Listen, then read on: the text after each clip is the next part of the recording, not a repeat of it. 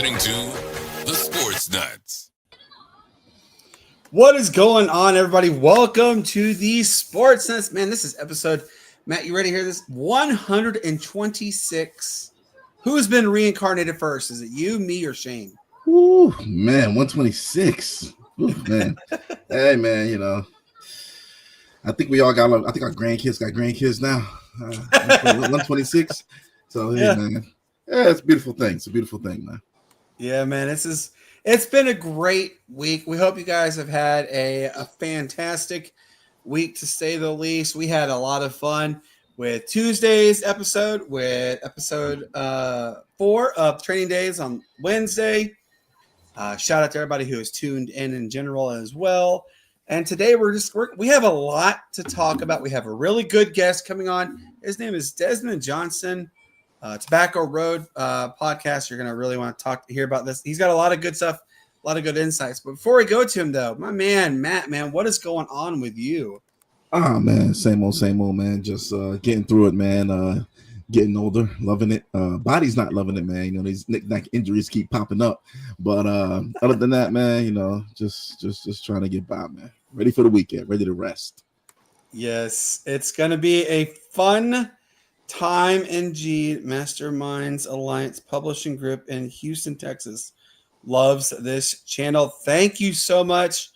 We appreciate that one. My man below me, though, look at Shane Owen. Did you get a little burnt to the crisp at the pool today, sir? Shane. No, I didn't get burnt. We only stayed out there for about an hour and a half or so. But you know, down here in Simpsonville, shout out to my nephew Paxton. It's his 4th birthday this weekend, so big party tomorrow. 4, and he loves cars, so and going fast. So definitely excited for that, and definitely happy birthday to him. But man, it's other than the travel down here, it's been pretty good, and it's just a little bit hotter than what I'm used to. Yes, I was just about to say that. He's in the temperatures are in like the 80s, and he comes down, he goes, man, it's 10 degrees hotter here than it is at home. That's just ridiculous. Yes, it is hot. And it's not but an hour drive. Yes, he only lives an hour away. He lives in the mountains. Hey, real quick, let you guys know again, like I said, we have our good friend Desmond coming on. Can't wait to talk to him about that one. But then, guys, after he leaves, I mean, we have a great show to talk about. The NFL, you know, they did unfortunately lose one of their brothers in arms to a rare aggressive form of cancer. We'll talk about that a little bit. And then, guys, I want you to give me your way too early top 10 college football teams and rate them, though, in the order of 10 to 1. And just tell us why you chose that. I want to know why you chose that. Then, guys, we know parents, they can be extremely active in their child's or children's sports lives. And we've seen it all too many times. Parents go into the extreme. But I want to ask you guys, what does it say to you when you see a single mother who just gets off of work, putting in the extra work to make sure her son is a better football player and a better human being? We'll talk a little bit about that because there are some really cool videos out there. I want to talk a little bit about that one. The ESPYs, man, they took place. What was your favorite moment? And recall your surprises in the awards. And by the way, the gentleman who called the ESPYs, I want to hear what your thoughts on that one as well. Now, this also was one of the highest rated MLB All-Star games ever. We'll talk about the numbers and possibly if we think the other leagues should follow suit like Major League Baseball did. That Matt has a story, Shane has a story, and we have you, the most interactive guest there is ever. But that being said, well, Shane, I'm so happy you're here. Matt, I'm happy here. But our guy Desmond, what is going on, sir? How are you? What's going on, fellas? How y'all doing? Good, man. Doing great, man. Appreciate it. Yes, we are honored to have you on, and I'm excited to talk some sports with you. It really is a huge honor to have someone of your talents take time out of your evening to come on. I really do appreciate that. You know, there are so many people who cover the Carolina Panthers, but, you know, we have to come to the true show that knows the Panthers, and that's yours. This last season, we started to see glimpses of what really could be and BY and the entire organization. How much hype does this team actually have, though, going into this upcoming season? I wouldn't say hype. We're not falling for that again. We're not falling for the razzle dazzle. I will say there's more optimism, cautious optimism about what Dan Morgan is doing in the kitchen. Really, since Dave Tepper took over the Panthers in 2018, we've gone into every season thinking, okay, this might work. This might work. Whatever it is. And they've tried like 3 or 4 different variations of ways to build a professional football team. And I think they finally landed on the one that you're supposed to be, where the owner's hands off, get out of the way, put people in place that know football, put people in place that actually know your football team in terms of tradition and what it's supposed to look like, what it's supposed to feel like to be a Carolina Panther, like when we're good. And they did that by bringing Dan Morgan in as GM. So the past 2 years really have been kind of a build for Dave Canales and company to get this roster where it needs to be, and to get what Dan Morgan said during his introductory press conference last summer. They need dogs, like my man Jonathan Stewart would say. They need dudes that are just, their fabric is different. The Steve Smiths, the Thomas Davises, the Luke Kuechly's, the Cam Newtons, those kind of Panther players. That's what they're looking for. And who better to go find that than Dan Morgan, who's one of those guys. So now they have that in the building. They've started bringing back Panther veterans, like guys that played here in the past, which they kind of went away from the first couple of years of David Tepper. So there was really no identity for the Panthers the first couple of years. Now they're trying to get back what they spent 30 years building. And that part is exciting. We don't know what they're going to do record-wise. We just don't know. We're so young. But I will say the optimism is a lot better in Carolina as opposed to previous years where it's kind of this better work. Like whatever we're doing, this better work. But this year I think we're more along the lines of we think it is going to work. We've seen it kind of in stages the way it's supposed to go. So I think Carolina's going to be okay this year. I like that optimism. Shane, go ahead. Oh, yeah. Well, as a Western Carolinian, we all want to know about the sports world in Carolina. I see the Tobacco Road, so had to ask you this question. Will Wade made himself a viral sensation this past week with his media interview kind of deal. My dad graduated from state, so of course I'm kind of biased in this opinion, but does that put the pressure on him since he's kind of making it viral after some of the comments that were made, and kind of what's the college basketball outlook here in the Carolinas, especially in that area and the ACC? Well, for starters, I'm sorry that you're a state fan because I'm a Carolina fan. So, like, Dad graduated from there. I'm actually a Hokie. So, okay, all right. So you're like Switzerland. You're like neutral. Like you're, okay. But Dad went there. So in 74, 73. So they won the first one then. So he's probably still talking about that. He's probably still reminiscing about that Final Four run a couple years ago, huh? Like wearing the t-shirts and everything. Well, no. We have to bring it up to him because he's still back in when they actually were winning it. My dad actually still has I think it's like a Coke can or something. That Coke bottle. Yeah, the Coke bottle, 74 season. Cardiac Cats and stuff. Oh yeah, like the 6 games they had to go through in the tournament to win and all this stuff. And, and he's not even a state fan; he's a Carolina fan. So he this might be worth something today. He's just like sticking on the shelf. I think Will Wade doesn't understand where he is. Like Tobacco Road is a completely different animal than the SEC when it comes to basketball. Football, yes, I can understand that, but we are to basketball what the SEC is to football. And I know it's been watered down the past couple of years in terms of all these random schools getting added: Cal, Stanford, SMU to the ACC. It still doesn't feel right. But I think Will Wade will realize when live bullets start flying, he can do the talking points and do all that stuff all he wants to. In the end, when it comes to State, Duke, and Carolina, it only matters what you did on the court. And Carolina fans and Duke fans, to a certain degree, we kind of look at State as like the little brother, a little like the kid that wanted to tag along with you. He's like 7 years younger. Redheaded stepchild. That's kind of how we view State. And every time State does something where even we're like, oh yeah, go State. Like when they beat Duke in the ACC tournament and then went to this Final Four run, beat them again to get to the Final Four, and you got Carolina fans rooting for State, which never happens. But we knew we knew in the back of our head, State's going to state. Something's going to happen where State's not going to finish this out. We don't know what it is. We don't know how it's going to happen. Just a couple of years ago, College World Series, State was one of the best teams in the College World Series, had to go home because everybody caught COVID, like all of them, like in Omaha. So they all had to leave. So it's like stuff like that just happens to NC State. And I don't think that that's going to change because Will Wade is there. I will say this, though, and it's not really something he can control.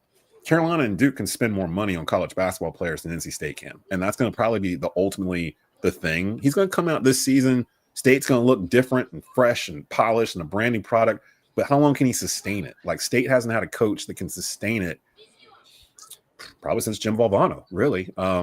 Guys come in and kind of get the wheels turned a little bit, and then it just kind of falls apart.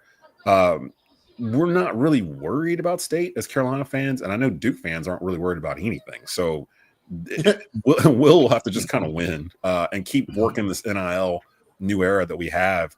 And what if State starts seeing that it's working, they might dump some more money into their NIL, but Carolina and Duke are going to – I had already said, as soon as Hubert and the folks at Carolina realize they got to spend money and they can't just point to the banners and the rafters anymore and the jerseys to get people to come to Carolina, but they're going to have to start spending money.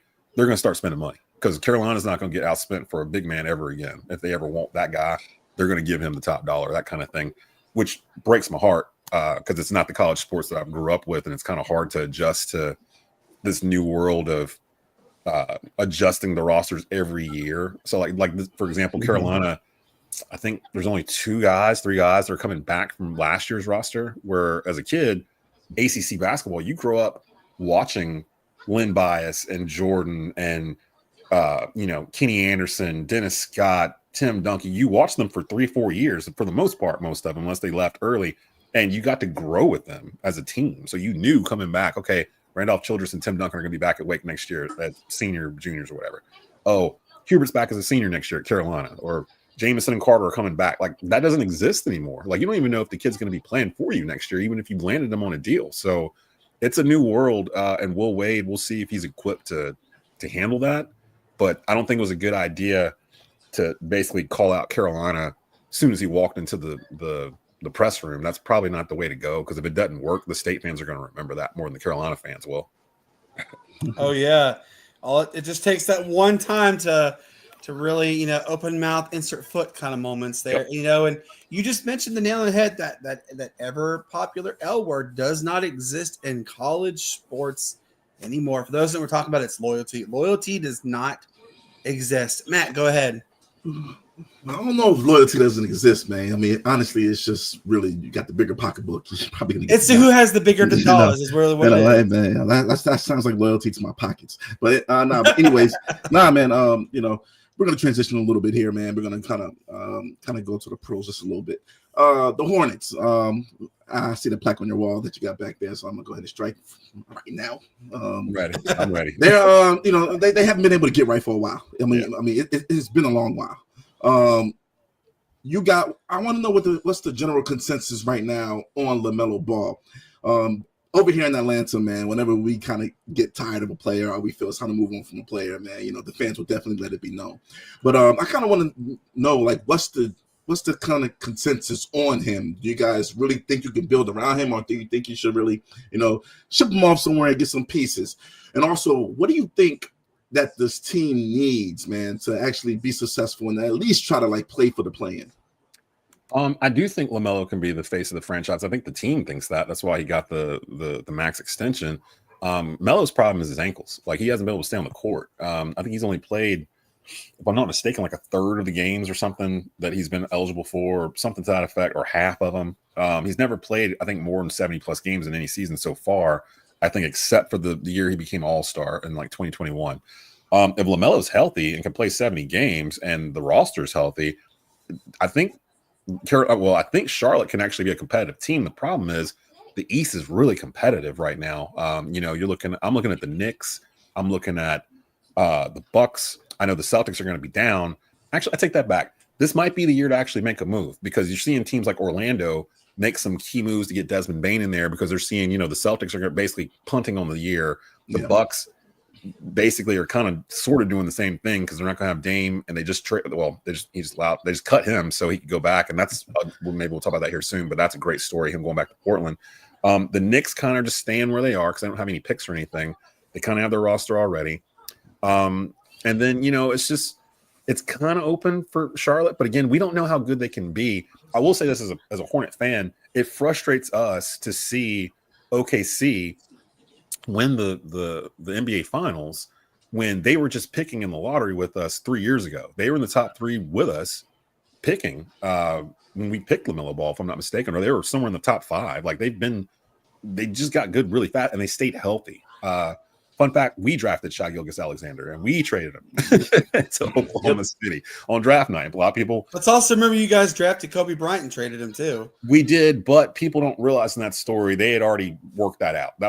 He was never going to be a Hornet. They just the Lakers asked them to trade. They asked them to go pick him so they could trade for Vlade or whatever. But it was never the Hornets. The Hornets never wanted Kobe. Yeah. And that story's kind of took legs on its own over the past couple of years. But I'm a Lakers fan. I'm like, no, that's not what happened. It's the same deal as Eli and Phillip Rivers in that draft. Kind of, yeah. Like, I mean, the Lakers kind of instituted a lot of that. Jerry West did a lot of that, putting that together. Because they remember at the same time, they were trying to sign Shaq to that free agent deal. Yep. And they got him his $120 million, which is more than Alonzo Mourning, which is another Hornet story we won't go into. And then Kobe, and everything's a wrap from there. But the Hornets' main problem is not being lucky enough. By all intents and purposes, there's been 2 or 3 times where they should have had the number 1 pick in the draft, where the draft was a generational type draft, and they missed every time. Whether it was 92 with Shaq, they get Alonzo Mourning, second overall. I think it was 2004. Dwight Howard goes number 1. We get the second pick. I can't remember what it was. Emeka Okafor was that one. Yeah, Emeka Okafor, right. Anthony Davis, 2012, I think it was. Yep, yeah, it was 2012. We were horrible then. We should have number 1 pick.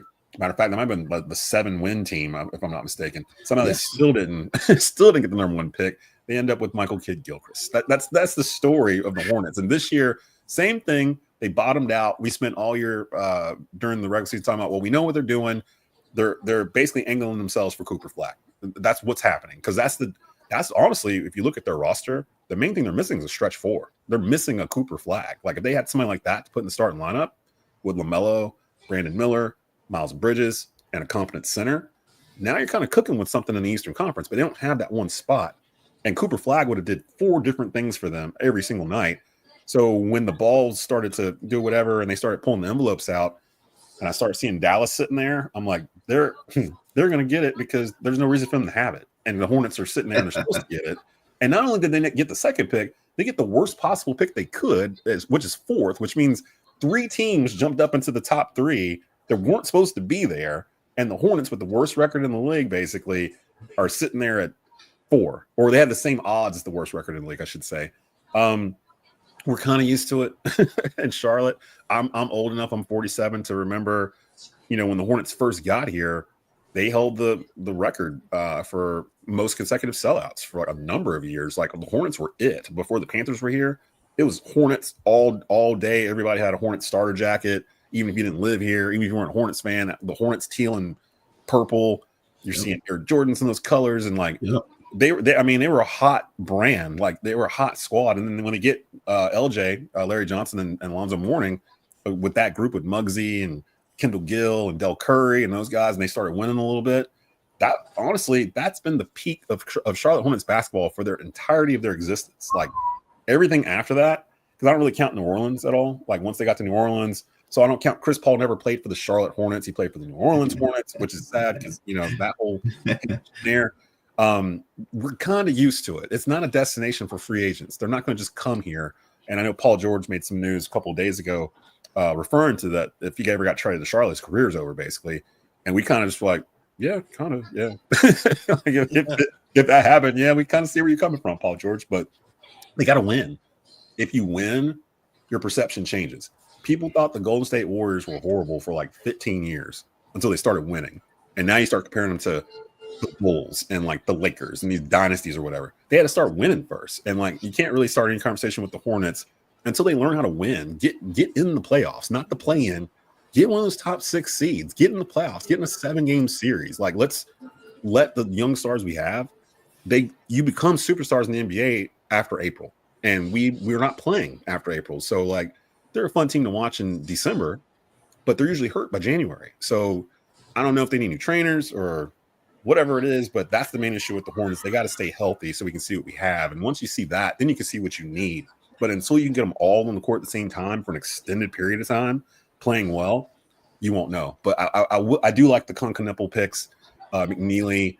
They need shooters. The Hornets can't shoot from three. They were one of the worst 3-point shooting teams in the league, which you wouldn't know if you watch a Hornets game. They're jacking like 50 threes a game like the rest of the league, but they're not hitting a lot of them. And those guys will bring a level of veteranship, leadership, and winning. Like Khan's coming from Duke, like that tradition of going out in the court that you're going to win every game, like that kind of mentality. The McNeely kids from UConn, if I'm not mistaken, they went out and tried to find guys that came from winning cultures, and I recognize that when they were making these picks. Like, we can't have Cooper Flagg. Let's get guys that know how to win. They're a little bit older. They're not 18, 19, that they can kind of come in and get a role immediately. The Hornets, if they can stay healthy, they'll be interesting too. But it's funny how the Hornets and the Panthers are in the same boat. They have to both stay healthy in order to really do anything. And if they're not healthy, then it's probably going to be a wrap. We've seen it before. It's like the all or nothing in on them. I can remember when I used to absolutely get excited watching the Hawks take on the Hornets. And I was like, man, you get to see people, literally right up down the road from us. And it is a hated, it is a legit rival. People don't realize that Charlotte and Atlanta, they've always had, it's the battle of the I-85 corridor is what it is. Yep. It's on every level of it. And, the Falcons have it, the Hawks, we all have it. It's just, and naturally embedded into our brain. Speaking of the Panthers and the NFL, we've seen something that hasn't happened in, gosh, I mean, I'm drawing a blank the last time I saw this. The entire first round of the draft was defense, basically. Are we going to finally see a change in the tide? Because remember, it was always who was the best offensive style player, but now we're really focusing on the defensive side of the ball. This has been an absolute stacked defensive draft. What do you think? Do you think we're seeing the change of the tide now where they're going to focus on defense first, then offense, or is it just a fluke? I think it's a fluke. And that's because the NFL doesn't want it that way. The NFL wants shootouts. They want 35, 32. Baltimore, Kansas City, week 1 last year, where it came down to dude stepping on the line back in the end zone to determine. They want games like that. They don't want 10-9 rock fights anymore. The problem is there are coaches out there that do want that because they can win that way, like a Jim Harbaugh, who I wanted in Carolina before they hired Dave Canales. The thing with the NFL, it all runs in cycles. Like, for the longest, people were trying to do, whoever was in style, whoever was winning games. Everyone was trying to copy Kansas City for a little bit. They're trying, but you can't do that. You can't just clone Pat Mahomes. Like, it doesn't really work that way. I wish we could, but you can't do that. And they tried it with the speed of wide receiver and the quick kind of stuff like that. And now you're going to see people trying to copy the Eagles, because right now the Eagles, they basically showed they're the best team in the NFL, top to bottom. They've got the best offense, the best defense, the best special teams, best offensive line, defense, like everything you need. They got it, and they've got a competent quarterback in Jalen Hurts who's already been paid, and you're going to start seeing teams try to copy them. But they do things that the other teams can't do either. Like, everybody can do the push-tush, or the tush-push, I should say, but no one really does except for the Eagles because they've perfected it, and you can't really stop it. You can't really stop 10 guys in a bubble pushing forward 2 feet. Like, they're going to get it pretty much every time, and there's no rule. You can't really make a rule around it. I know they tried, but the Eagles people are going to start copying them. To your original question, I think the NFL, the way the rules are, the way they protect the quarterback, the way pass interference rules are, where you really can't even guard half the time, it's all tailored to the offense. And eventually you're going to see somebody come around on defense that figures out a way to kind of stop it, because that usually happens. You get a St. Louis Rams greatest show on turf until they run into that Tampa Bay defense, that kind of thing. Someone's going to figure out a way to stop some of the stuff that's going on right now offensively in the NFL. I don't know who that will be, but that's kind of where it is. As long as touchdowns are being scored, the ratings go higher and higher. It's those, unless it's like a January playoff game and there's drama involved, nobody wants to watch a 10-9 kicking battle in October between their team and a rival or whatnot, and like a defensive battle. I don't mind it because I'm an old school football fan, but traditional fans, I think they want scoring, and the NFL is all about bringing in not the traditional fan, but the the fringe fan. They want the females that don't watch football, the kids that haven't started watching yet. Like they want the international like audiences, and to do that is to show off the shiny touchdowns and the trick plays and things of that sort that you have to do on offense. So I don't think that's gonna. To answer your question, I think offense is still gonna be the way to go. Shane, go ahead. Oh, yeah. Well, man, if we hadn't told you before, man, I do appreciate you coming on and all that with us and, giving us your insight on a lot of things, Carolina. But as we saw, the MLS All-Star Game for 2026 has been announced, and the Queen City's got it. There's some great things going on with the Charlotte Football Club this year as well. I believe they're first, second, kind of close in attendance. So, kind of the fuel's kind of building around the fire, as you would say. How's the city perceiving this, and what are they looking forward to?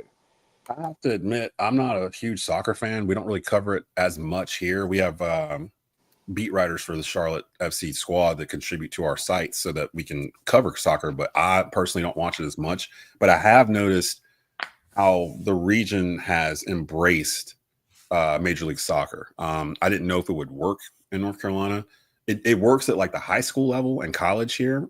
Soccer's huge in the state of North Carolina at that level, but like pro type stuff, I'd never seen it really in my lifetime. And to see the Charlotte FC team be able to draw 60,000 plus people to Bank of America Stadium for a soccer game, or to see like a friendly from, Milan versus whoever that come over here from Europe, where they're used to 110,000 people sitting there to watch them play soccer, and they come to BOA and, there's 70,000 people sitting in BOA watching soccer. Like that kind of thing kind of is an eye opener. We're like, oh, okay, this region is open for business in terms of other sports that aren't normally associated to us here. Soccer, Major League Baseball, that kind of stuff, where I saw a graphic the other day where there's not a Major League Baseball team really in the majority of the South. Like if you really think, other than Atlanta, like there's really not a lot. And once you get into Florida, but like Alabama, North Carolina, South Carolina, Arkansas, there's no Major League Baseball team in this like corner of the country, like basically, which probably needs to change. I would think North Carolina would be at the top of that list if they ever got one. But the success of Major League Soccer kind of shows that Charlotte's an up and coming sports city.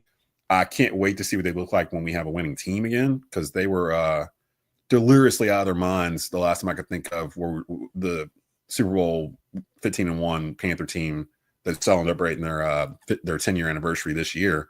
The city was on fire like the whole year. Like you just felt it. It kept growing and growing and growing. It's different from when like a Carolina or a Duke wins like the national championship, because that's still kind of segmented. But the Hurricanes or the Panthers or the Hornets, which I still think hold a large portion of this population's heart, they just have tuned out of it. They've just been so far away from it for so long. If any of them kind of get hot, like randomly, which is usually what happens when they do get hot, the whole state kind of rallies around them about towards the end. So I'm really wanting that again. I haven't had that feeling in a long time here covering sports. And I feel like the teams have made some moves to maybe make that possible here in the future. Yeah. Tides are changing. Yes, I just about to say, it really is. It's a foundational moment for the city of Charlotte. Matt, you have your question. Go ahead. Yeah, I want to kind of double back to the Panthers really quickly. Bryce Young, I know it's kind of been up and down for him. Us personally, we've always said over here, man, get him some help. Get him some offensive line help. Get him some receivers. They did that. They did that in getting him Tatoria. If I said it right, I hope I didn't butcher it. But McMillan. Tell us, what are you guys' expectations for the Panthers this year? And do you see them, taking that leap this year into a kind of a wide open NFC South? Yes and no. I say yes because I do think they've made some moves the past couple of off seasons to really solidify the roster the right way. No, because I've fallen into this trap again. I don't want to fall for the razzle dazzle of this guy signed and this guy got drafted and stuff, because I've done that the past 3 or 4 years through multiple coaching regimes over like 6 years with Carolina. Like I think we've gone through 5 head coaches if you count the interims, like over the past 6 years or something nuts. And fun fact, this is the first year since David Tepper bought this team where we're going into the season with the same GM, the same coach, and the same starting quarterback. since 2018. Like we've literally lost one of those three every year until this upcoming season. So that's enough optimism right there where we're going in with some continuity. You said it, the NFC South is kind of wide open.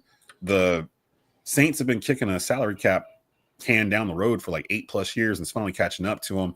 Derek Carr just retired, so I don't even know their quarterback. I think Spencer Rattler is going to be their quarterback starting the year, which it's either him or Tyler Shough. It's the other two. Either way, great for us. So like if both of them, if one of them starting, then that's a good thing for Carolina. Atlanta offense, we'll still see with Penix at quarterback. They've got some pieces on offense. Their defense is still a little bit ways away. And then Tampa's Tampa, but I don't think Carolina's personnel is that far off from Tampa. They're younger. Tampa's a little longer in the tooth, but Tampa's the 2-time defending NFC South champ. Until somebody dethrones them, you kind of got to give it to them. But they've lost a lot over the past couple of years too, in terms of personnel and the coaching staff. Well, half of them are with us in Carolina. So if the draft picks that Carolina made work out, they can compete in the NFC South. Remember, this team won 5 games last year with the worst run defense in NFL history. Like if they can, and that was in the back end of the year when they were just having shootouts, basically. If they can just be like middle of the road on defense and stay healthy, absolutely, I think they can compete for an NFC South crown. Anytime the Panthers have been really good and like got to the Super Bowl, the 2 years they've done it in 2003 and 2015, not a soul on earth was picking them to go to the Super Bowl. Like no one. Like there was no one around thinking, oh, this Carolina Panthers team, they might be something. It's just one of those things you kind of feel it. That 15-1 team in 2015, Panther fans kind of thought they might be building something because the year before, that Panther team went 7-8-1, got hot in December, won the division, got in the playoffs, and beat Arizona. And to this day, that defense held that Arizona Cardinals team to the lowest offensive yardage output in NFL playoff history. So they carried that into the next year and went 15-1 and taking pictures on the sideline and dancing, the dab, all that stuff, where they were having fun. Like it was fun to watch Panther games. Even if you weren't a Panther fan, you had to kind of admit, yo, this is fun. They're out here doing stuff. They're so confident in what they're doing that it just made the games fun. And I think for Carolina and Bryce in particular, the measuring stick for us would be meaningful games in December. We haven't had meaningful games in December in 6-7 years. So like to get a Carolina versus Atlanta game flex to Sunday Night Football in the middle of December because the division leads on the line, something like that. We haven't had that, in 6 or 7 years. And we get to November, December clearly out of it. Dudes from off the street playing defense. There was a couple games towards the end where they would roll the starting lineups out for defense or whatever. And I'm just sitting at home like this, reading it. Like I cover the team, and I don't know half these people that are out here. Like, who are these guys? Like, they just grabbed them off the street on Tuesday and was like, hey, we need a cornerback. Go out and Tryon Street and see if you can find somebody that's 6'1", and we'll throw them out there and see what happens. And that's kind of how they got through the end of the season last year. If they can avoid that, I think it'll be a market improvement for the Panthers. Kind of did a Vince Papale kind of thing. Oh yeah, well, hey, the good news is we start off with the Jacksonville Jaguars. And last time they did that, the last 2 times they did that. Last 2 times they did that. That was that whole the Jaguar thing. J-Lo got divorced both years. That 2003 and 15, she just got divorced this year. Ohio State won the national championship in 2003 and 2015. They just did this past year. It was something else, but all those things had to line up. So don't be surprised if Carolina Panthers are in. Well, here's a comment for you right here. Carolina's going to celebrate their 10th anniversary of the 2015 season. That's the spirit. 17-0. It ain't gonna happen. But yeah. Desmond, man, I appreciate you to the max coming on our show. Can you let everybody know where they can find you, please? Yeah, so the easiest place to find us is Tobacco Road Sports Radio. We are in North Carolina, and we do mainly cover Central North Carolina stuff: Hornets, Panthers, ACC sports, college sports. We're the largest provider of high school sport live broadcast in the Triad.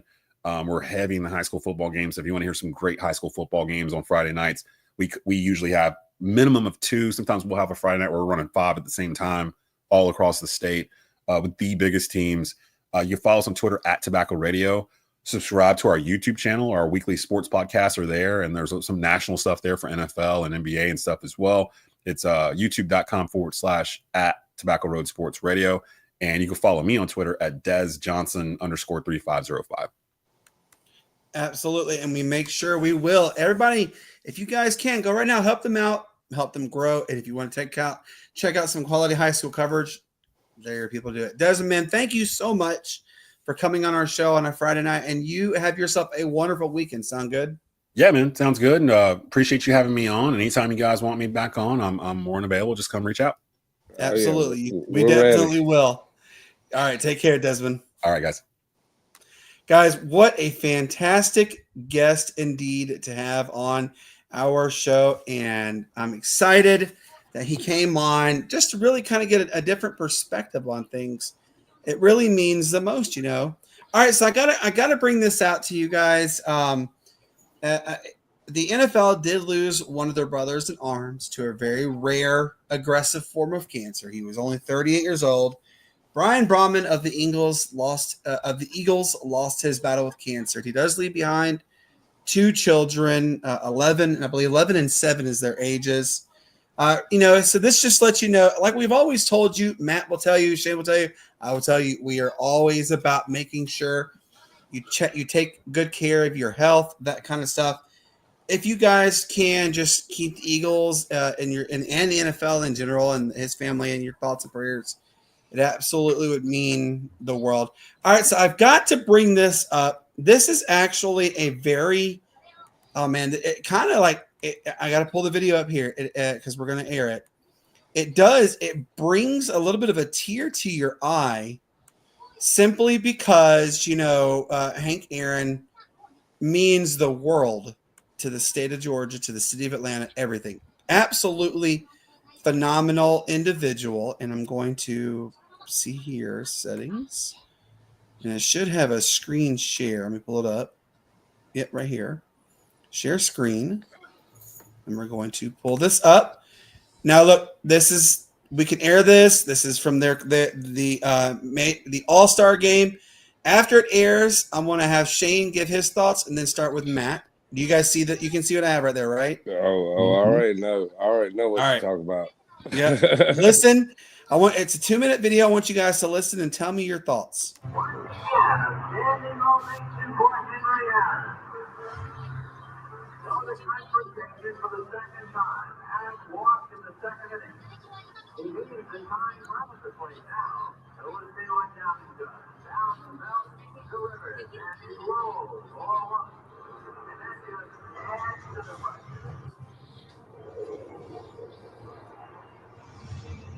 He sits back 7-14. Here's the pitch by Down.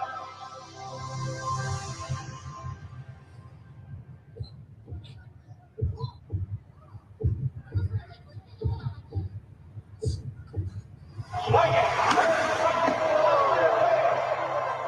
That ball is got away. Out of there. It's gone. It's coming to him. There's a new home run section of all time.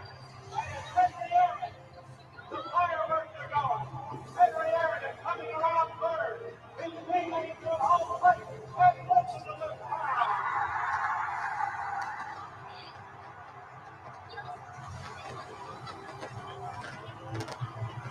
What a marvelous moment for baseball. What a marvelous moment for Atlanta and the state of Georgia. What a marvelous moment for the country and the world.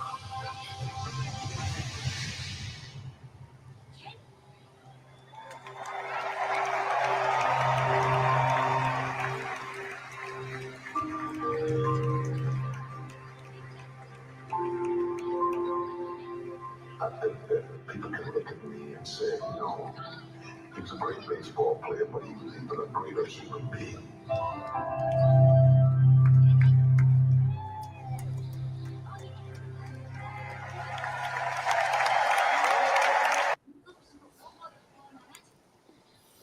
What did you guys think of that video? Like, that was pretty touching.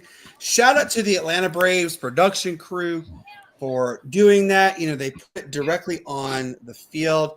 Start with you, Shane. What did you think about that, man? Oh, man. That, man, was probably the greatest show that we've seen at an All-Star game, kind of highlighting the city, because that meant so much to the city at that time. everybody kind of rallied around it and all that because Hank was chasing the babe, you know. So when it got to 7-14 and then the 7-15, man, it was great. I wish that they would have been at Turner or something like that when I actually, put it to the actual part where he actually landed the ball. Yep. Which was commemorated whenever they built Turner Field and all that. But with the pyrotechnics shooting that ball out there the same way. That was so cool. That really was. I mean that was, and we've seen the basketball court where they've done that. That's all indoor deal. But I don't know how far you want to get into it, but man, Atlanta aced this All-Star weekend. Absolutely, they did. Hit a home run with everything indeed. Which, by the way, the Braves just scored there, up 4-0 on the Yankees, I believe, is what they're saying. Means nothing. It's still 3 right now. So actually, it looks like it's 3-0. However, Shush. it's great to see what they're doing. It's the Braves. Yeah, it is the Braves. Well, once you mention something good, guaranteed they're going to lose like 10-4. It is the Braves, after all. Matt, you saw that video, and you can't help but get like a little emotional because it was really a cool moment to see that, right? Yeah, it was definitely a great moment to see that, man. As somebody who was a frequent visitor of the 755 Club, you have a great deal of appreciation for what he did for this organization, the city. City, state, fan base, everything. Yeah, man. Yeah. So, man, I was definitely great to see somebody. I don't think somebody got a raise, but I think somebody put out a number and they gave him the number. So he stood the number across the table and they gave him that number. And he was like, okay, I'm watching produce. Ladies and gentlemen, it is 6-0 Atlanta, by the way. Ozzy Albies just a 3-run blast. I watch Atlanta lose 10-6. Hey, it can happen. We've seen crazy things happen. We absolutely did. Yeah, exactly. So, all right. So let me ask you guys this, okay? We know college football is knocking on the door. So I figured let's play a little game. I did say you're way too early top 10. Let's change it to your way too early top 5 teams in college football, starting from 5 to 1, 5 being, I guess you consider the worst, and 1 being the absolute best. And I'm going to start with Matt on this one. And the people who are watching in the stream chime in as well. And then Shane will give his. I want to hear yours first, Matt. Go ahead. Give me your top 5 way too early. No problem, man. I'm gonna start with the Clemson Tigers, man. I'm gonna go with Clemson, man. With Dabo and them boys. They're the ACC favorites, as they are every year, pretty much. But they got a good roster. They got Klubnik. They like the receivers. The running back situation. 4, I'm gonna go with the Bulldogs, man. Gunnar Stockton's taking over at the helm. But they have a dominant defense as always. Very dominant defense. So I'm gonna go with the Bulldogs at 4. And number 3, I might shock you, but I'm gonna go with Penn State here, man. Penn State, man, they have NFL, quality depth. So I'm gonna go with them. For number 2, I'm gonna go with Texas. Like I said, man, it's gonna be the Arch Manning year. This is what we're gonna get all year long. Arch Manning this, Arch Manning that, and I actually think they're going to produce. And number 1, I'm gonna go to Ohio State, man. They still have that man, that bad man called Jeremiah Smith. I don't think nobody's gonna be able to beat those guys. So that's my top 5. All right, I like I like how you had on there. What do you think, Shane? Give me your top 5. Oh boy, top 5. I'm gonna go ahead and rain on Matt's parade right here. Number 5, Ohio State. Wow. They're good, and they have the recruiting talent. They've got transfers, but really, quarterback's the biggest question. Mm-hmm. And you lost your 2 best running backs in the NFL draft. So with no running game, how productive could Jeremiah Smith be? So I think that you'll see a big swing in that. And number 4, I got UGA. That defense, after what they've retained, and what they've transferred in is going to be dirty, and by dirty I mean it's like we saw the 2012 Alabama defense, how stifling they were. If I'm not mistaken, I know it's around that range somewhere. Oh, you're right. You're right. You're right. Yeah. But One of the best. but I believe that defense is going to be great. I've got Clemson in there at number 3. Cade has to prove it to everybody out there, and not only fans but critics and everybody alike, media, that he's going to do it. If he can become a true leader on this team, then he could possibly be a Heisman candidate. I know the rumors are out there, so and then I'm gonna put Texas right there at number 2. If Arch Manning was that good, why didn't they play him in the key situations? You're right. You're right. And now you're betting on it, but they have great talent, and it's Texas. They throw more dollars than anybody you can think of.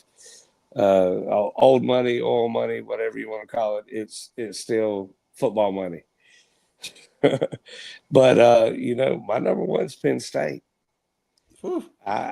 With the quarterback coming back, the two-headed monster at running back, James Franklin still there. After all the rumbling and everything else, I think this is kind of there.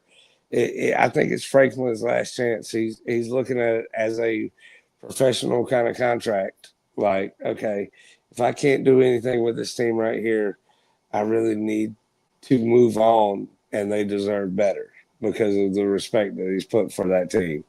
But Penn State is the real deal this year. I could see Aller passing for maybe 3,000, and then both running backs combining for another 3,000.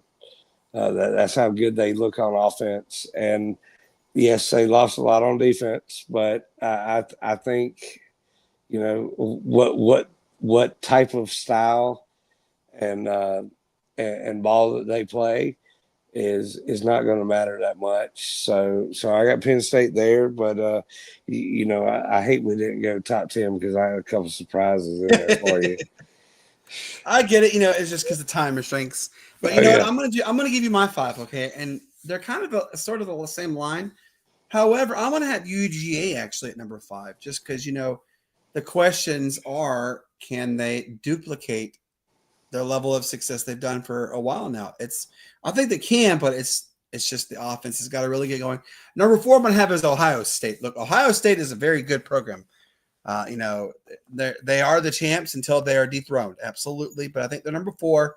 Number 3, I am going to go to Clemson as well. Clemson's a very good program. Cade Klubnik, man, if he comes in like red hot, like Red October kind of thing, oh yeah, then absolutely Clemson's going to run the roost and be pretty high there. Number 2, though, this is where I kind of number 2, number 3 can switch. I have Oregon.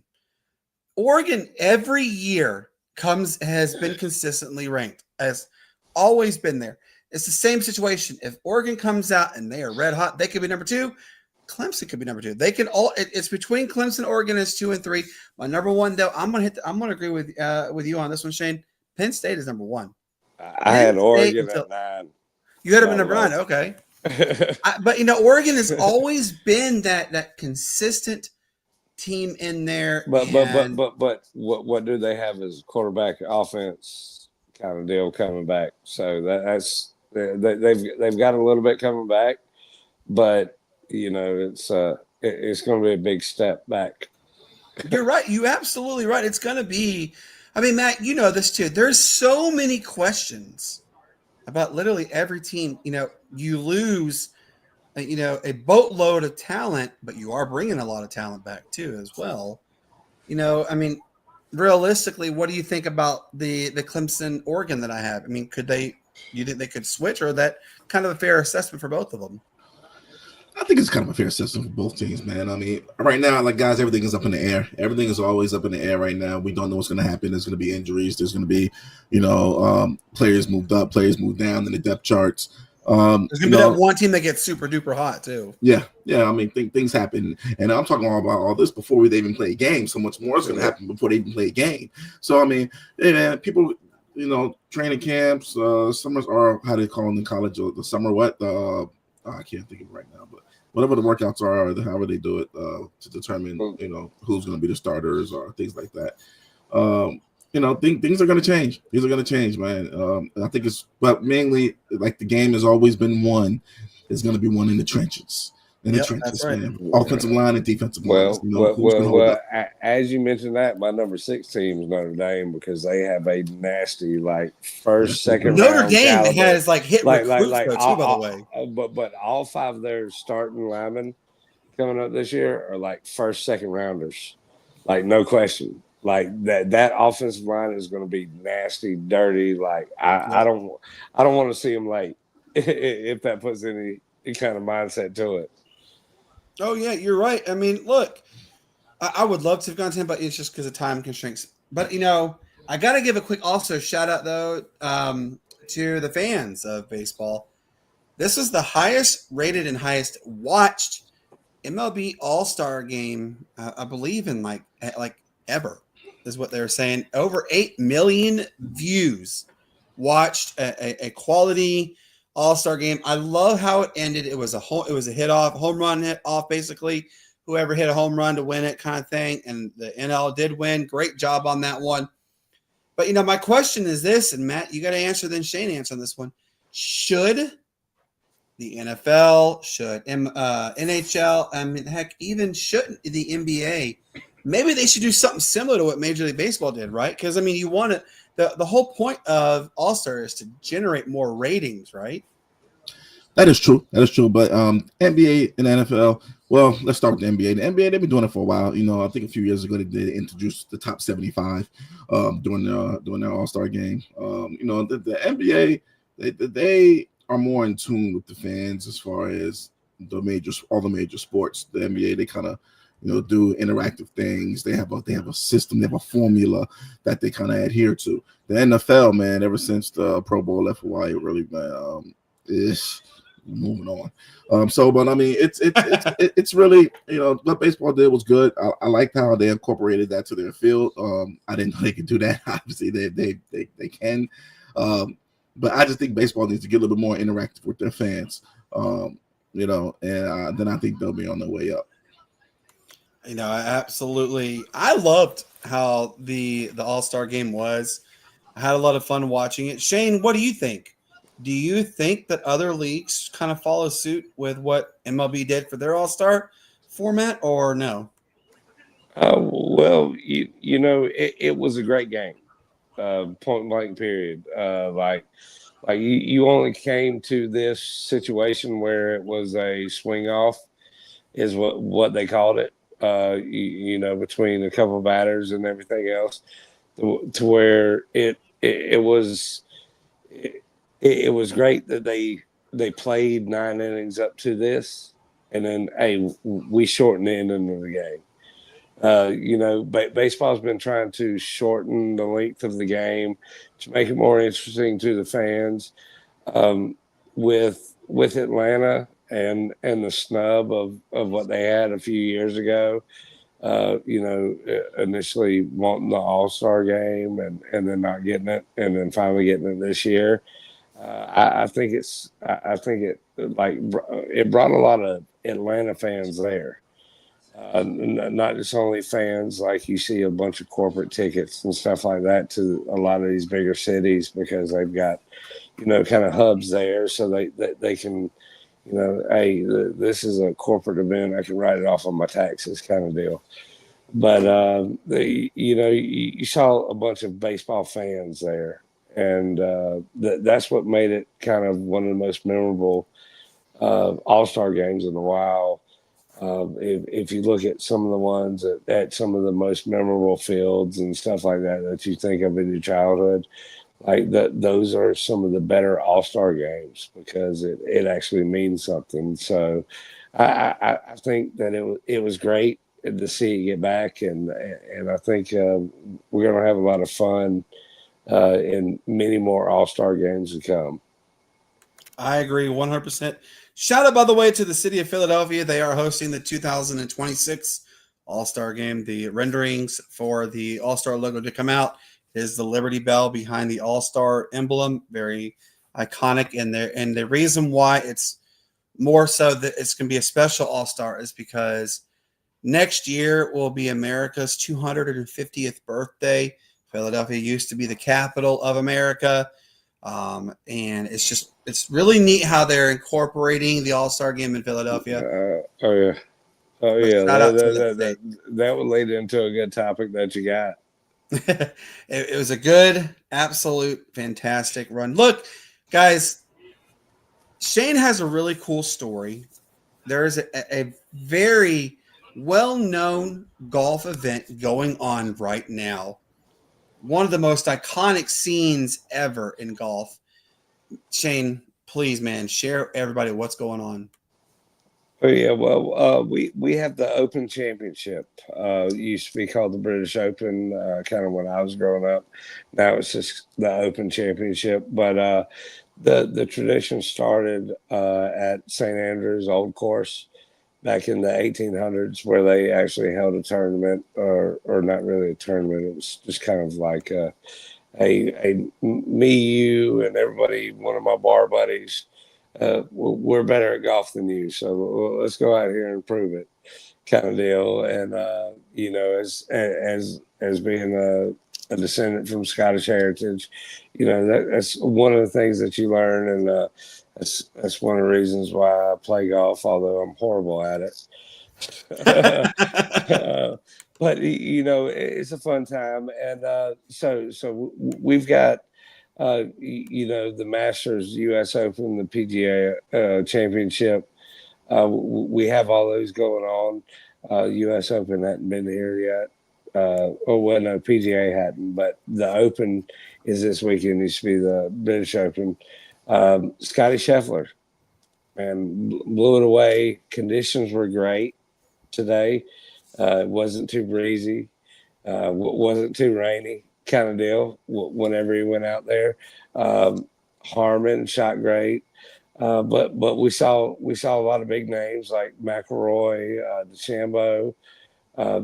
They're all you know kind of in the mix. They made the weekend, as you would say. So you know that's a big jump in the money line.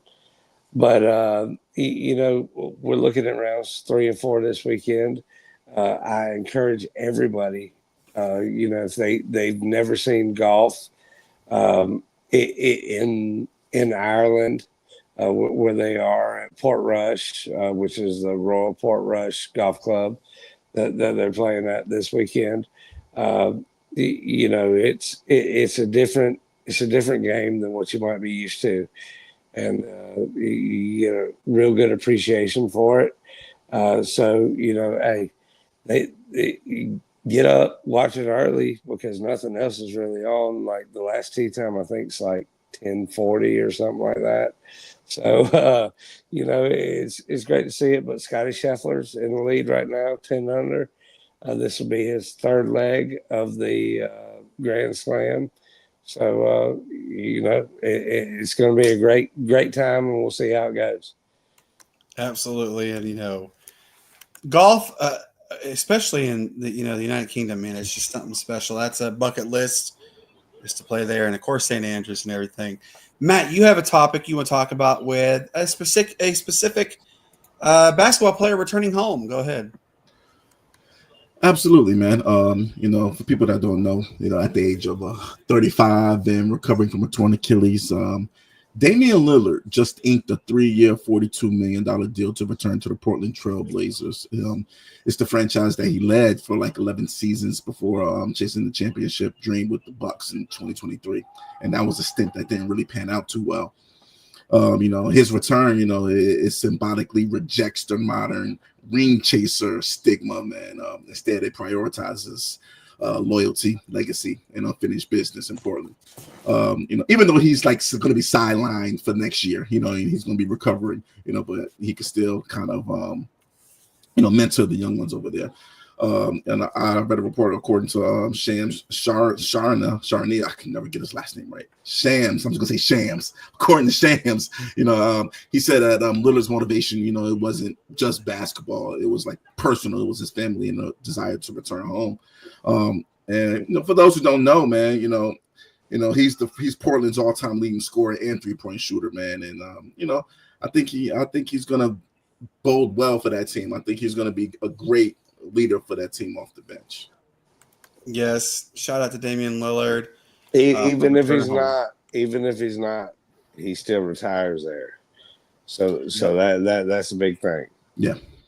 Absolutely, indeed, guys. Yeah, I'm excited for him. Look, we had the SB Awards just recently. A lot of not so surprised names were selected. Caitlin Clark, Female Athlete of the Year. Congratulations to her. But I want to ask Shane and Matt and everybody watching, what did you got? And Matt, you answered this first. What did you think about the host of the ESPYs this year? He made a lot of dicey, to say the least, comments. He made one about Caitlin Clark and fist fighting black ladies. What do you think? He had no mercy for the WNBA. No, he did not. He had no mercy. There was no mercy there, man. Woo, woo. Yeah. He kind of he went there. Like, we'll just say that he went there. I don't know, man. I think that it's 50-50. I think the reception that I've been hearing is 50-50. Not what I thought, but I thought the reception I've been hearing has been 50-50. Some people say he went too far. Some people say it's what was needed. So I'm gonna leave that up to the spectator. It's all subjective anyway. But for me, I think it was solid. It was okay. There were some funny moments. There were some good moments. People got to understand, man. It's all entertainment. And you're there to be. You're tuned in to be entertained, not only to see who wins, but to be entertained as well. And I thought he did the best that he could do to entertain the people that were there. Yes, 100% agree. What do you think, Shane? Well, I can tell you, I might be biased on it because I enjoy his comedy outside of the ESPYs kind of deal. So I think it's kind of misconstrued, a lot of his comedy and jokes and stuff, because that's just who he is. He's not your traditional comedian. Like, no, he's not. Yeah. I mean, but he's funny as all get out.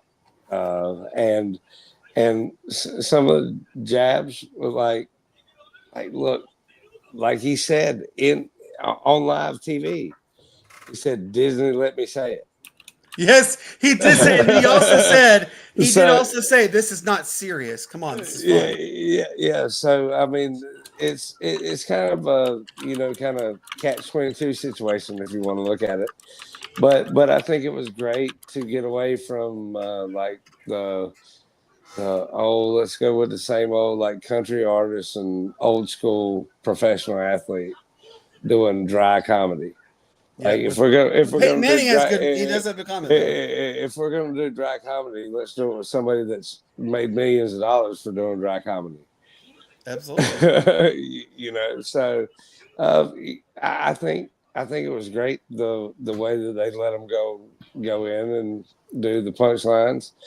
Y'all talk about the WNBA. I thought the Rapinoe one was the funniest. Yes, I loved it. He definitely took a good stab at her. Like you act like she's a fun time. That's. I mean, it's just comedic because she's always been straight up dead serious. Yep. So I mean, it was funny, and you've got to have a certain sense of humor to understand a lot of the satire and the jokes that he came about. But I just hate that it was all so late. All-star Brittany Hicks. But no, one of my favorite ones was the Go Birds Like whenever he did that for the best team and the Go Birds. Like Yes. that was a pretty good one. And he tested the lines there too with the Liberty. Yep. Yeah, he did. He absolutely did. But you're right though, Shane. I'm actually I was it was refreshing because look, Peyton Manning's a great guy. Absolutely, I love Peyton Manning. He does have moments where he has some absolute funny moments. Remember his SNL skit where he did with the kids, talking about we're here to have fun, and he's sitting there yelling at the kids, get open, go sit in timeout, don't come out of the port. Yeah, that Peyton Manning has his moments. But what were the ratings on this one? The ratings actually are one of the highest. SB award viewership. It estimated that 22.3 million people watched the SBs, which is one of the highest rated SBs they've had in quite some time. Definitely shout out to the SBs. Shout out to everything. Really, really excited for the future on that one. Guys, we have had an absolute amazing show. Go ahead. Brandon, I just want to say one thing. Brandon. Just one thing. Go ahead. Bronny James has been drug tested due to this dunk, his crazy dunk that he had a couple days ago in Summer League. I just wanted to point that out. Again, Bronny James has been drug tested due to his insane dunk that he had a couple of days ago in the Summer League. No. They let Bron get away with it. They won't let Bronny get away with it. They seriously drug tested him. He jumped too high, too far. Yeah, I see it. He's a great defensive guy, but yeah, I see it. We're not going to talk about the glorified college athlete league. We have a whole season. We got a whole season of this coming up. We got a whole season of this coming up. Boy, next year. Look at you get already. Matt, I got you on this. Third year, Bronny, 6th man of the year. Oh God! Do not even give him that kind of. Oh yes. 50 year Bronny. Do not say it, Matt. No. No. Iggy status. Shut down and then pull up. Lights out. Where's that flag? Bronny's about to be his new NBA logo. You know what? Be quiet, Matt. No, he will not. Look at the jersey sales. Men lie, women lie. Jersey sales don't lie. Bronny James. All right, how about this? If in year 5, Bronny James is an all-star player, then you can pin a tail on my butt and call me the donkey. Come on now. I don't want to pin a tail on your butt, Brandon. No, I ain't going to call you a donkey at that point. I'll call you the other man. Yes, that's what I'm saying. Yes, but look, guys, we've had an absolute fantastic show. Thank you to everybody who tuned in. You guys could have been elsewhere. We really do appreciate it. Trey just said blow the whistle. But look, we have a couple of good episodes lined up to get going with. We can't wait to share with you, Hutch. That'll be retarded. What's my favorite word? I'm ignoring you. I really am. Look, next Tuesday, July the 22nd, we have shut up. We have Matthew Dinish. He is a physical education teacher. Our good friend in our media got us this interview. He came up 3rd place in the Fanatics Fan Fest, but he won a LeBron James rookie card, and he sold it to Tom Brady for $250,000 cash. There is an actual video on that. It was really interesting on that one. He's going to come join us on Tuesday. Then Shane, real quickly, let everybody know next Wednesday is episode 5 of Training Days. Can you let everybody know what it's about? Oh yeah, well, episode 5, as always, we're going to be on Wednesday night, 7:30, and so let me grab these notes real quick. I know the last episode on the 30th is going to be NFC South, so I'm going to go process of elimination. I'm not even going to look at the notes. Just off the top of the dome, it's NFC East. Is what we're going to go with. The Cowboys, the Eagles. It's little bit of great banner between those teams. We got the Giants in there, I about said it. Guys. Which you can't think of this team without saying it. But the Redskins or Yep. Commanders or whatever you want to call them at this point, we're going to be.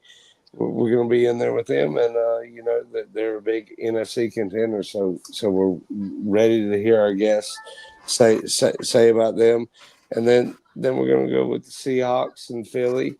Let's see who else we got. Arizona at this point, we're going to have them on as well. Kind of give a good NFC picture of what we could see on some big move teams. So ready for it next Wednesday, 7:30.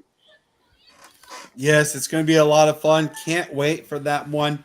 And then next Friday, July 25th, Marnie Schneider of NFL Films, she is going to join us to talk some more NFL. We're literally knocking on the door. This is going to be the next time. Go ahead, Matt. Go ahead. It's just the NFL films like it was back in the day when like She did work with him. She's got if you go look at There's a the book. producer, the credits, like a producer, assistant executive producer kind of stuff. Like she's like I'm a High up there. chef's kiss on what Yes. she does. Very high up there. She's fantastic. We are very pleased. I believe the timeline and all that kind of all those series kind of shows on the NFL Network. I believe she was behind a lot of those stories. Yep. She is. She has books out too. Check her out, Marnie Schneider. And then this episode, we're going to do a joint collaboration with our good friends at Inside the Locker Room. We have Matt and mine's absolute favorite defensive ends, John Abraham. July 29th is joining the show. We will be talking with him. We're going to talk some South Carolina talk, definitely talking some NFL talk, football in general. John Abraham has graced us with his presence, and we are absolutely appreciative and beyond excited for that. Matt, really quick, let everybody know about the fantasy football, please. Absolutely, guys. Fantasy Football League, 12 teams, PPR. I've said it before. I'll say it again. Go to the X account or Twitter account, and I have up there the invitation link to the league. First come, first serve. I'll probably start recruiting up. Right now, it's first come, first serve. I'll probably start recruiting in August as far as filling out the rest of the spots. And draft is going to be August 31st at 7:00 p.m. That's after the I think it's the last week of preseason. We don't have a fourth week of preseason anymore, so it's after. It'll be the clear week. We'll know who's injured by this time. So first college football week. Yep, that'll be the college football week. Yep. So hey man, it's that Sunday at 7 is the draft. I know you killing me because I'm a Hokie and we play in South Carolina. Hey, look, the draft time is not set. That's just where we're going right now. We can change. We'll adjust. We'll adjust. We can make it earlier. We can make it later. That's the beauty of this being Sunday. We can do it anytime during the week. So we'll adjust. If you got something, we'll adjust it, man. We'll adjust. Definitely just us three. We're gonna make sure us three can be there. So we'll adjust. Yeah. But the 31st is the date though. 31st is gonna be the date of the draft. Deadline. We gotta do it. We gotta do it. The price it'll be $10, guys. It'll be $10 to join. Winner gets the money and also gets a championship belt. So the discount double check belt. Championship belt will say Sportz Nutz Fantasy Football League champion. And the loser will get it's gonna be something that's gonna probably stink, but it won't be biodegradable or anything like that, man. But it'll be like maybe some dirty gym socks or something like that. This is the loser. You got to hold on to it for the year, until the next season. And don't wash them, right? Yeah. You'll get that. You'll get that, man. We'll work on the punishment. We'll work it out. We'll definitely work on that. But that's what it is right now, guys. So right now the link is up on my Twitter, man. Just feel free to join it. August, I'm gonna start recruiting. It's first come, first serve, guys. 12 spots. Yes, it's going to be a lot of fun. Can't wait for that one. Yeah, I mean, the fantasy football. And then Shane is also let everybody know real quick about money lines, please. Oh yeah, well, as Matt's talking about, the 31st or whatever being the draft for fantasy football, we're talking about kicking off a whole new Wednesday series with you guys called Money Lines with the Sportz Nutz. Kind of give you guys the top college football games. Maybe top 20, maybe top 10, top 5. Something like that. Then, go in depth on a couple of NFL games, maybe the week or so after that. But come August 28th, we're going to debut that. And I think it's going to be great. We want everybody's input. I know Matt's excited because it's going to be right at that bush. It's going to be a kind of parlay style. And we're actually going to keep score. Not only are we going to keep score on the fantasy football league, we're going to keep score on the kind of what we think and what we predict and all against the spreads. And so I think it's going to be a great time, and I hope everybody tunes in and enjoys it. Yes, it's going to be a lot of fun. Can't wait for that one indeed. Oh, gosh. Money lines, you name everything. All right, real quick, give a quick shout out to the NFL, former NFL Player Association boss.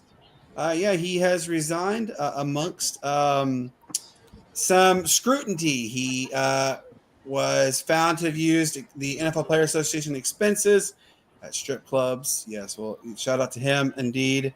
And also, real He quick, got flagged. he got fired, yes. Could the WNBA be headed towards a lockout? There is some rumblings that there is a possibility there could be a lockout coming. There was a conversations that were held today with regards to the new CBA, and they were all apparently were not. So let's hope that they can get that resolved because the WNBA, they do deserve getting paid better. However, the referee situation does need to be addressed. Hopefully it comes to fruition. And yes, last but not least, Arch Manning is predicted to lead Texas to an undefeated 12-0 record. Thoughts on that one, Matt? Yes or no? No. They'll lose one early. Yes or no, Shane? If he was that great, why didn't you start him last season? Well, they had to get that due to Ewers. They'll lose one early, like you said. But if he was that good, why didn't you start him last year and win a national championship? But I'm back off from that one for another episode. Amen on that one. And then also shout out to, there's a viral video going on. A mother, single mom, just got off work. She's still in her work attire.